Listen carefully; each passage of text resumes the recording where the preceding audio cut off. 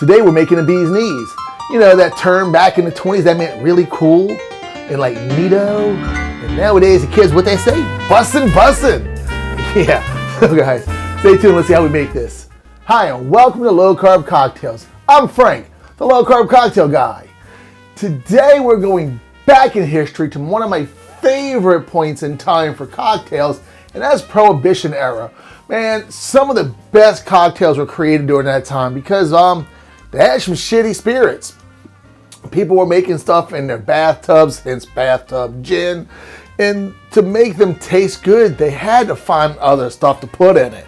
Now, during Prohibition, with all the speakeasies and everything like that, the cocktail world just really boomed. And not only that, a lot of really great bartenders honestly kind of left the country, went to Cuba, went to France, kind of traveled the world and kept perfecting their craft there. So post-Prohibition had some even better cocktails. So during that whole time between the 1920s and 1930s, during that pre-Prohibition, Prohibition, post-Prohibition era time, and some of these recipes are absolutely amazing. One of my favorite is actually a gin cocktail called the Bee's Knees. So that's what we'll be making today, but we're gonna take a little bit of a spin on it because the gin that I like the most is a barrel rested gin. And we'll be using 7.3, on that side, Gentilly Gin. They're a local distillery in New Orleans down here in South Louisiana. They have a great lineup of spirits. And their barrel rested gin, in my opinion, it is the best gin I've ever had. And I've had a lot of gins, and I've had a lot of really good gins. But that barrel rested just kind of really tones down some of the botanicals, softens it out, and just kind of really brings a little bit of that oakiness and a little bit of touch of that smoke on it. Wonderful, wonderful, delicious spirit. So we're gonna go ahead and make the Bee's Knees. Now the Bee's Knees was a term back during the 1920s that meant like, he's cool, it's the Bee's Knees. So yeah, it's just an expression how something was really cool, really neat, that kind of stuff like that. And we don't talk like that now. Now instead of saying it's the Bee's Knees, it's bussin'. Yeah, so let's go ahead and make the Bee's Knees. So we're gonna start off with our barrel rested gin from 7.3 Distilling. This is their regular gin that was barrel rested. The regular gin's really great because of the addition of elderflower and persimmons to their blend of botanicals. Oh yes, so delicious. So in our small tin, we're gonna go with 2 ounces of Gentilly Gin, barrel rested. So there's 2 ounces. Looks like we'll be making a trip to New Orleans sometime soon to get another bottle. So here. Next we're gonna go with 1 ounce of fresh lime juice. Now there's a bunch of different ratios that you can find out there. Personally, I find that your classic 2:1:1 ratio, building sours, is absolutely perfect. So from here we're gonna go, oh shit. So from here, we're gonna go with 1 ounce of some fresh lemon juice. I may have said lime a minute ago. I don't know. I'm having a pretty good time. So, enough of that. So we got our lemon juice. We have our gin. And next we're gonna need a honey syrup. Hence the Bee's Knees, bees and honey and all that stuff. There's a lot of really good honey substitutes out on the market that are keto friendly and low carb. I think it's Nature Hollow is one of them I use a lot. If you get that one, be careful if you refrigerate it because it's made with erythritol. It's gonna crystallize and it's basically garbage at that point. So watch out that one. The one I use right now in here, guys, like I said, there's a lot of them out on Amazon and different places you can find. Pure makes one. There's a lot of good honey substitutes out there. The one I find tastes the most like honey is what is that? Honey Trees Sugar-Free Imitation Honey.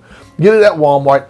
Now, it is not keto friendly, but it is low carb. So if you're doing low carb, you're not tracking macros and things like that, or you're not really worried about, the maltose or dextrose or those things in your sweeteners if you're using artificial sweeteners. This one does have, I believe it is maltose. Yeah, there is some maltose in here. So it's not the top, it's like 3 or 4 ingredients down, so there is some of that in here. So if you're doing keto, just go ahead and, like I said, I know Pure is one of them. Like I said, I believe it's Nature Hollow. They make a really good one. But as far as the best honey taste, that's readily available. You get this at Walmart. It's low carb. When you get 17 grams of carbs, 17 sugar alcohols, 0 net carbs. So we're going to go with 1 ounce of our honey syrup. And basically what this is 1 part of the imitation honey, 1 part water. So we get our large tin, we're going to go ahead and get some ice. I finally got an ice bucket. Kids got me an ice bucket for Father's Day. Awesome. So, get a little bit of ice in there. We're going to give this a really good shake, 15 seconds or so. Incorporate all that citrus, and I'm knocking shit over, and that just hurt. Whatever just fell on my foot, because I'm not wearing shoes, and that kind of hurt. Yeah. Hey, let's give it a good shake.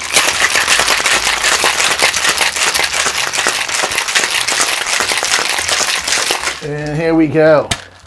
So get yourself a chilled cocktail glass. So keeping with the theme of Prohibition era cocktails, we're going to be using a Nick and Nora glass. I don't remember. It's from some black and white movie before there was color movies, so that's kind of old. So some dude named Nick and a chick named Nora. I don't know. Google Nick and Nora glasses. It has a little history, and it came from some movie with some dude named Nick and Nora drinking out of these style glasses. So we'll take our bee's knees, pour that in there.